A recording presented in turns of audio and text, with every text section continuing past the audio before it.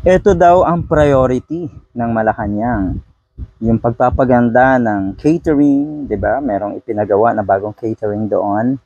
At eto nga po, etong mansion na ito, Goldenberg Mansion sa San Miguel, Manila ay pinaganda rin. Inayos, binihisan para siguro nga sa mga ganitong event. Ito po, may sariling fashion show ang Malacanang at yan ay syempre initiative ng First Lady na si Liza Marcos, si Mrs. President. Galing. Pero huwag kayong mag-alala. Ito naman po ay siguradong hindi gastos ng pera ng gobyerno, ng pera ng taong bayan, kaya walang problema. Ay, sino pa yung gumastos dito? Wait, mahirap kasi ngayon doon sa mga, or yung mga politiko, hindi talaga yan maglalabas ng malaking halaga hanggat wala namang kapalit.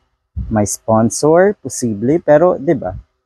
Ito ba talaga ang priority ng Malacanang, yung mga ganitong event? Dahil sa nakikita natin, napapanood nyo naman, 'di ba? Yung mga naandyan po ay siguradong kaalyado. Okay. Mantakin nyo glamoroso ang lahat. At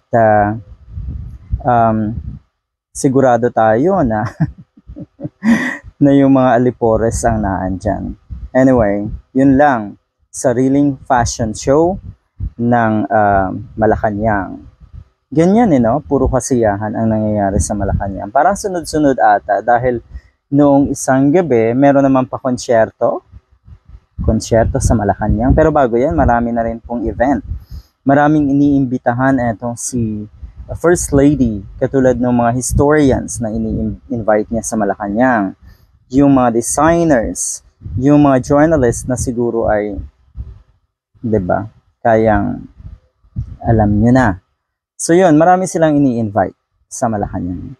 Ang hindi lang ata na-invite ay yung mga pulangaw na kuno ay biggest supporter ng Uni Team na ngayon nga ay nagngangal-ngal. 'Di ba? Masaklap yun. Pero tingnan natin, yan, nakikita nyo naman. Ganda talaga itong mansion na ito. Ang totoo niyan, hindi ko pa to nararating. Hindi pa ako nakakapunta dito sa mansion na to. Sa Malacanang lang. One time, dati. Anyway, ito ang magandang reaction ng isang netizen. At sigurado na hindi na naman to kakayanin ng mga pula. Tingnan niyo po. Kung si Atty. Leni Robredo ay merong angat buhay, sila naman merong sarap buhay. Okay. Yan kasi talaga ang nakikita ng mga kababayan natin. Yung puro pasarap. Yung kanilang pamumuhay, yung mga pamumuhay o yung pamumuhay ng mga nasa gobyerno. Yung tila tayo ay mas lamang pa sa mga first world countries. Pero yung serbisyo para sa mga kababayan natin, lahat ng programa na makikita natin kung meron man para sa ating mga kababayan, ay mas matindi pa or mas malala pa sa mga third world countries. Ganon po ang nangyayari.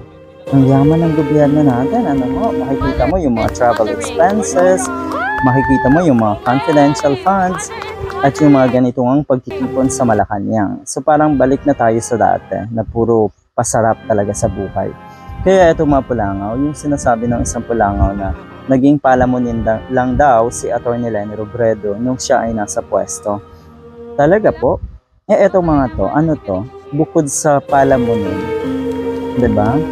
Sunod sa luho gamit ang ano, 'di ba?